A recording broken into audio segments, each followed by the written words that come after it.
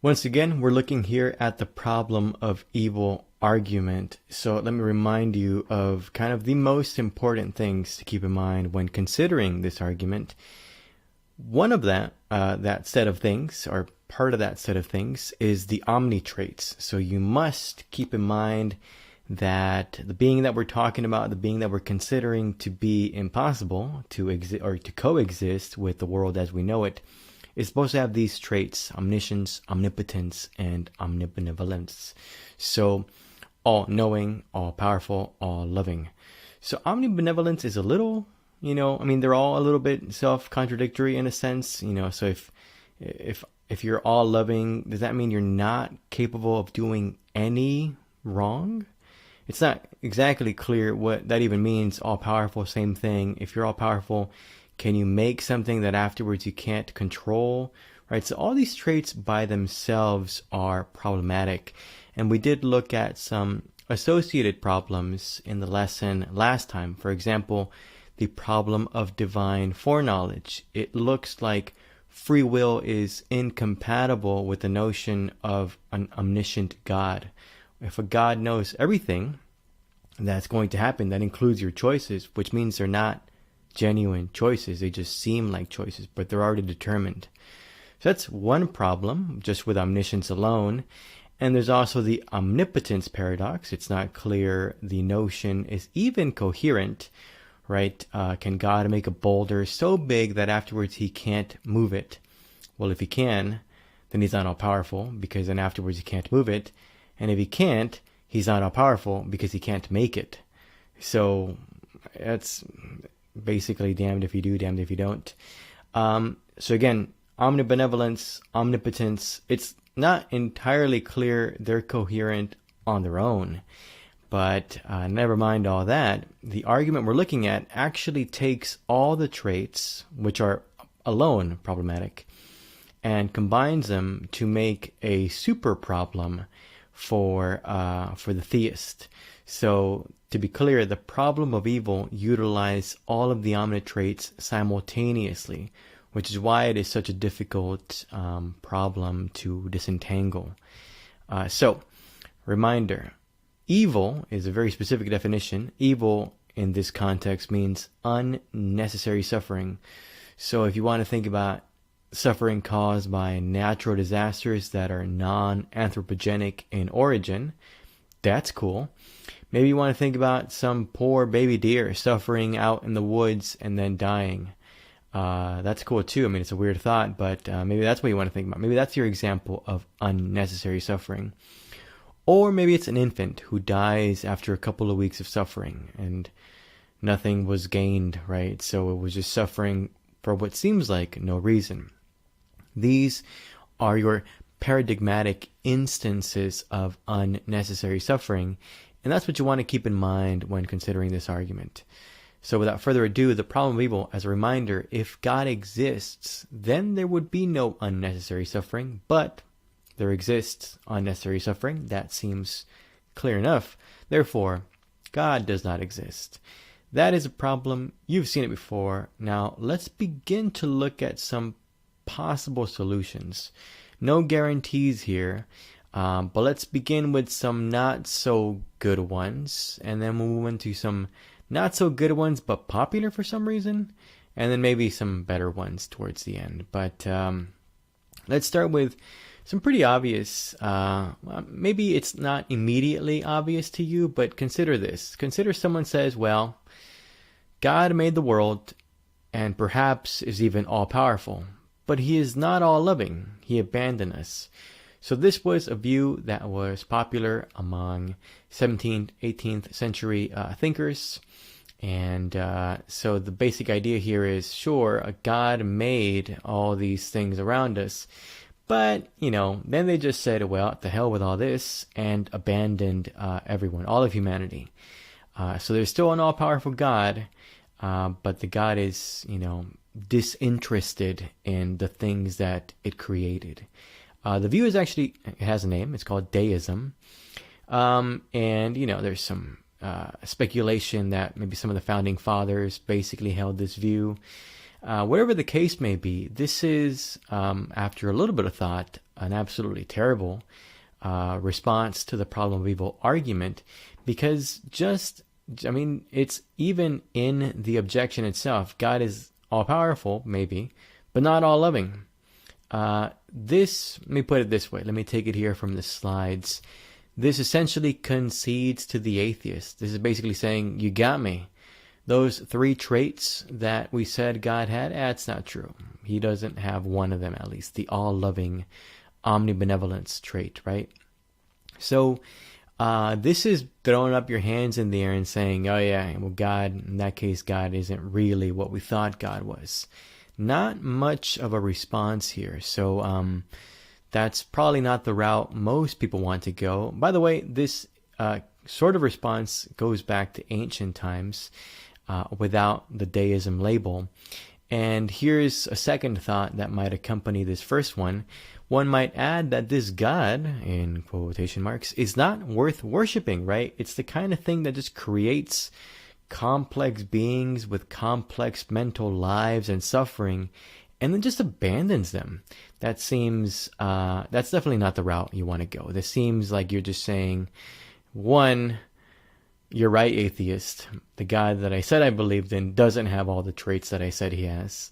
And 2, I'm not even entirely sure it's worth worshiping this kind of God, right? So there's other routes. Please move on to the next one, right?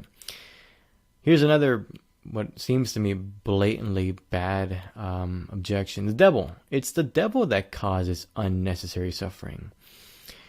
Now, resist the initial appeal of this possible solution to the problem of evil. Yeah, sure, the devil gets a bad rap, and he's supposed to be the one causing all the evil in the world, but who made the devil? Of course, initially, God made everything, which includes the devil. So there's a very glaring problem from this. By the way, that's the atheist symbol, in case you didn't know. So God should just obliterate the devil, since God is all-loving. If the devil is really out there causing all the unnecessary suffering, nothing really stops God, because he is all-powerful, from just getting rid of it. Or him. I'm not sure if the devil has a gender. So that's kind of the basic response to that. It just really isn't clear that God should allow this source of unnecessary suffering to continue to exist if he really has all the traits that he is purported to have. I might add 2 other things. It seems like the existence of the devil is incompatible with God's omnibenevolence. I mean, that just means basically God created something that was evil. And that doesn't seem like something that an all-loving being would do. Moreover, you can even say maybe it doesn't combine very well with omnipotence. So did God create a being and then lose control over him? So God lost control over the devil, and now he's just causing unnecessary suffering all over the place. So this is not a good objection, because it basically doesn't jive with any of the traits of the omni traits. So I think it's a good idea to let go of this objection. It just really isn't baking any bread for you. Okay, let's look at some other ones. Some more, I want to say that this is not a great defense, but it's still popular. A lot of people resort to this very quickly, and it isn't entirely clear that it's any good at all. So I'm going to borrow heavily here from Randy Firestone, who writes tons of articles against God's existence. He's a fire-breathing atheist, if there ever was one. Also a book that collects all his thoughts on this. So you can check out the references for all those essays and the book. In any case, it goes by many names. Let's call it the soul-making defense, right? Sometimes it's also called a theodicy argument. But let's just stick with the soul-making defense. Here it is. The universe is better with some evil in it. In other words, this world has just enough bad in it to motivate some true goodness, right? Think of Mother Teresa. Think of Gandhi. Think of Martin Luther King Jr. If there weren't the kind of evil there is in the universe, then they would have never taken a step forward, right, and really stood up for the rights of others, for the poor, to help others, right, and made them better people, to have some evil to fight against. So that is the soul-making defense. This is actually, when you really look at it, the sort of universe that creates the most good. And sure, it contains some evil in it, but it is such that it will create more good than if it didn't have any evil in it. So I understand the appeal. I get it. It just seems like that's the one. But consider this really barrage of arguments coming from Randy Firestone. Let me begin to tease those out by giving you this real kind of clear conception of what the soul-making defense says. So, the abundant suffering from moral and natural evils is the perfect amount, right? This is really built into this objection. We have the sweet spot of suffering on this planet. It's perfect enough to give us opportunities to act courageously and benevolently, and to develop empathy, sympathy, and compassion, while also not so abundant as to discourage moral development, right? If it were really, really bad, then, well, everyone for themselves maybe, there wouldn't be any sense to helping others. And if it was too low, if the amount of evil was too low, then we wouldn't be challenged to rise up and help others, to develop empathy, sympathy, and compassion. So this is, so the argument goes, just right, the perfect amount. Okay, with that setup, here is Firestone on the attack. On this view, then, God is responsible for some of the evil in the world as a means to the good. So this is basically saying God put the perfect amount of evil in this universe to basically really get people to develop their soul, right? Well, that means that God made evil. It's in the actual objection, right? God put the right amount of evil in the universe. That means God put evil in the universe. So that would be, it seems, incompatible with his attributes, in particular, omnipotence and omnibenevolence. So think about this for a second. If God created some evil, well, he's not all loving. He created some unnecessary suffering deliberately. Sure, it was to get you to be better, but it seems like he created that evil, and that seems to be incompatible with all lovingness. Maybe you're not fully convinced yet. Well, then think about omnipotence for a second. If you're saying, oh, well, God had to put that suffering in the world so that we would become better people, then you're saying God couldn't have not put that suffering in the world to get us to become better people. In other words, you're suggesting that God wasn't powerful enough to make beings who would want to be good without the motivation of some unnecessary suffering. So either he's not all powerful or he's not all loving. Heck, you can even say he wasn't all knowing because he didn't know it was going to turn out this way, or there's a couple of gambles that you can do there, depending on how you want to spin it. But omnipotence and omnibenevolence seem to be questioned, once you really kind of flesh out this objection. So that's a problem. And that's not even the end of the problems for this soul-making defense. There's also this problem. This also implies, oddly, that by making a better world, in other words, one with less suffering, we are actually acting against God's will. Because God put in the perfect amount of suffering into the world. So if you're trying to lessen the amount of suffering, aren't you technically tampering with that perfect little sweet spot of suffering? That's acting against God's will. That seems, in the very least, it seems that being a good person is actually incompatible with God's will. That seems to suggest it. So there's another problem for you. It doesn't end there, though. It also seems like there could be a lot less evil. If there is, let me finish this from the slides and then I'll give you a thought. The evils of, say, the early modern period would seem excessive if the amount of evil present in modern day USA is enough for soul making. So now you know a little bit about the early modern period in Europe with their public executions and wars of religion and all that. And we can say, and there is empirical evidence of this, that there is much less interpersonal violence in modern day USA. It seems like, though, the amount of suffering there is in modern day USA is enough to get us to really get off our couches and try to be better people and help people.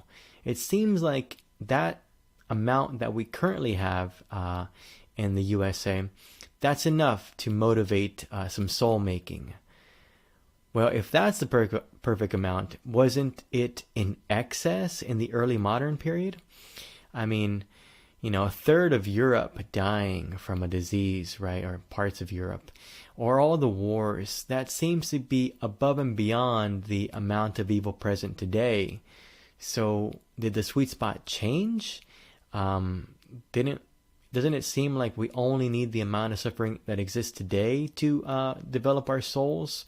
So that's another problem. It seems like the amount of evil across time has been, well, it used to be much, much higher, and now it's lower.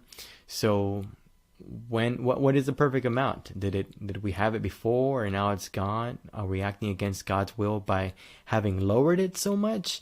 What's going on here, right? So lots of open questions here. And it's still not over for this defense. I'm telling you, it's not exactly a very good one. Lastly, it's obviously the case that the fact that nearly half of humans throughout history have died as infants did not help anyone become a better person, right? Ditto for a burnt fawn in the forest. Even if you accept, let's just say you fix all the problems that I've already given to this defense, and you say to yourself, well, I can solve those problems, it still doesn't address all of the unnecessary suffering in the world or in the universe. The only kind of unnecessary suffering that this defense really includes, or basically ameliorates, renders it unnecessary, is the kind that people can do something about. But what about all the suffering that people can't do anything about? Almost half of humans throughout history have died before, the age of 2. That is a tragedy of epic proportions. I mean, there was nothing to be done, nothing to learn from that. What about all the animals that have died, through natural causes, but violently? So that is a ton of suffering. It had nothing to do with humans, and there's no possible way anyone developed their soul through the suffering of these animals.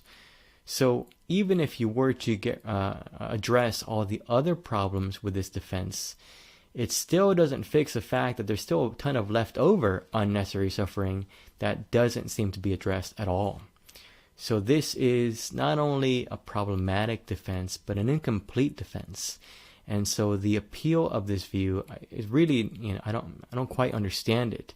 But those are the, at least from Randy Firestone, those seem to be the main points against this kind of defense. Okay, fair enough. What's another objection?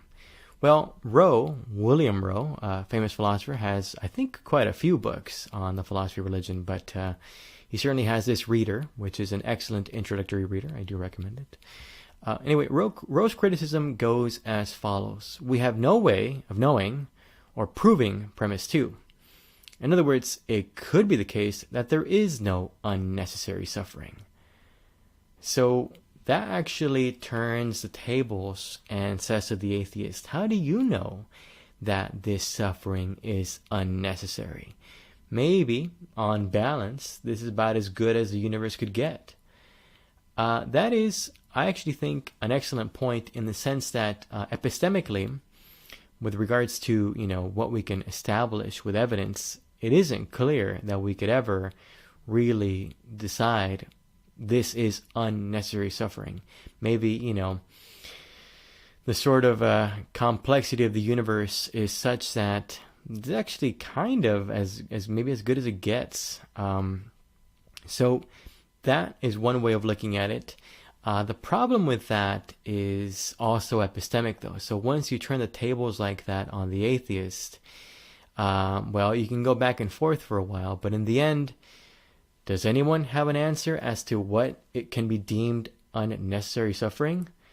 Well, no. I mean, I have no idea how to even resolve that point, which is why it's such a good point to raise.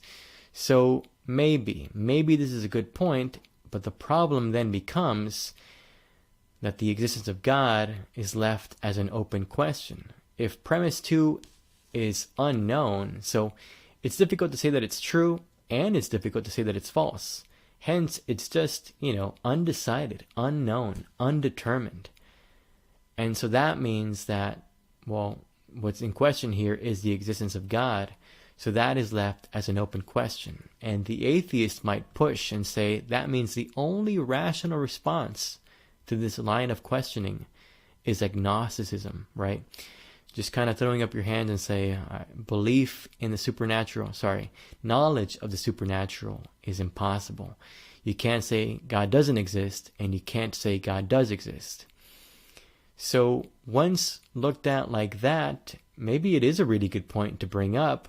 It's not entirely clear, though, that the theist, the person who believes in God, is going to be happy with this line of reasoning.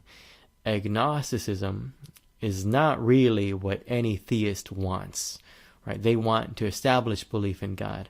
Throwing up your hands and saying, knowledge of the supernatural is impossible, that's not quite what you want to do if you're going to Bible, school, right? So that is, although a great point, a fantastic point, to be honest, not going to take you all the way where you want to go.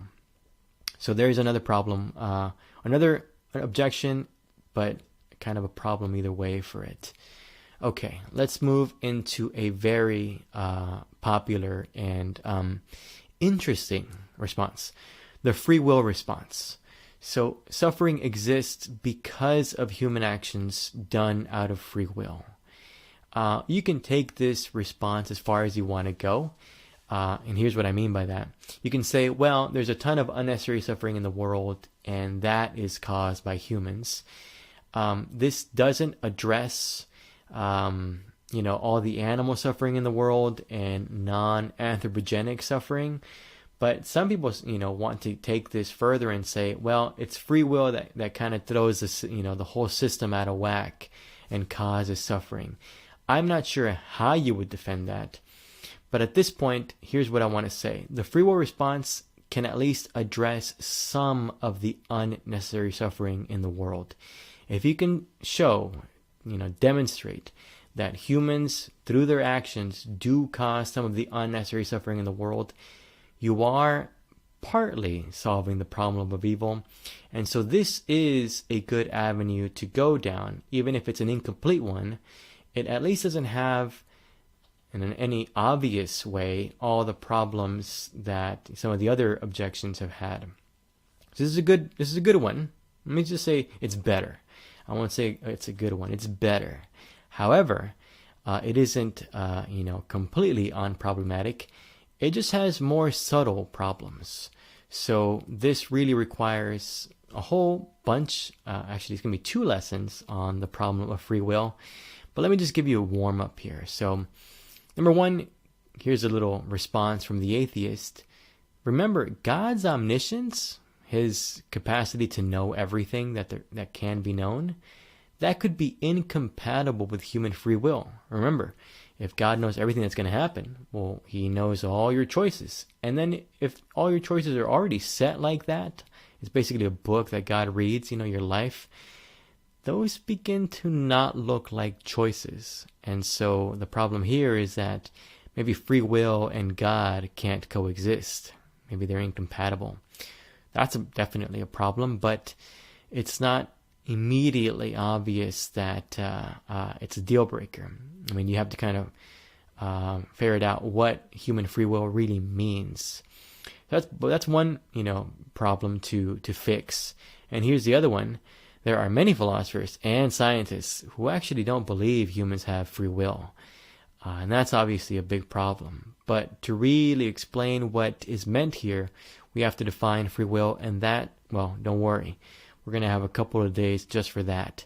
So fun times ahead with that one. But notice here that the free will response doesn't collapse like the other responses. So this is something that we at least have to look further into, and we will. It'll be good. Okay. There is one other kind of good response. Look, I'm not saying it's good, but it is more nuanced, and some people like it. But it's basically beginning to import notions from Eastern thought to try to solve the problem of evil. So perhaps one can say evil is a necessary counterpart to good. In other words, perhaps you can't have good without evil. Good can only exist if evil also exists. And so if you are bringing in this kind of a yin-yang type notion, now we have to talk about what that even means, right? So what is evil really? What is good really? And how do we know that one cannot exist without the other? So that is, of course, going to take a long time to unpack, and we can't do it the justice that it deserves in a course of this length that isn't focused on Eastern thought alone. So we will have a day on Eastern thought, but I do recommend taking a course just on Eastern philosophy to really get at the heart of this objection. I do want to give you one quick point that is a response to this from the atheist camp. This assumes a very particular type of ethical theory is true, but ethicists are famous for their disagreements on the nature of morality. So again, we have to get really clear on what good really means and what evil really means. And once we do that, establish why one cannot exist without the other. So if you define evil the way we defined unnecessary suffering, or the way we're using it as unnecessary suffering, it's not entirely clear why you can't just get rid of unnecessary suffering, right? So good can exist without unnecessary suffering. So notice here that the technique here is to say that there is no such thing as unnecessary suffering. It's all necessary. Well, that requires evil to be something else. So you need a very particular definition of what evil and good is. So that's going to take us into ethics, and we will look at ethics later on in this course. But just notice, they're arguing against the conception that we from the outset said we were going to use as a definition of evil. So this is an objection and almost like a rebuttal. So notice that. And here's one other point that, maybe more minor, but this also imports concepts from one religion to save another. And that is a little questionable, right? So we're having problems in monotheism, and so we go and pull from another religion entirely to try to save monotheism. There's something a little fishy about it. And I do want to, kind of bring that up from the start. But I do think this is a slightly not better objection, but it's more difficult to see what the problems are. It requires a bit of nuance, right? And a big chunk of it is, how do we even define good and evil in the first place? And the sentiment here is that the way we've defined evil so far as unnecessary suffering, that ain't right. And they're going to give us a better definition, allegedly, and show us how good can only exist if evil also exists. Well, those are some possible solutions and some problems with those solutions. However, as of now at least, we are, it seems, still stuck in the pit of skepticism, not quite solved all the problems Descartes wants us to solve.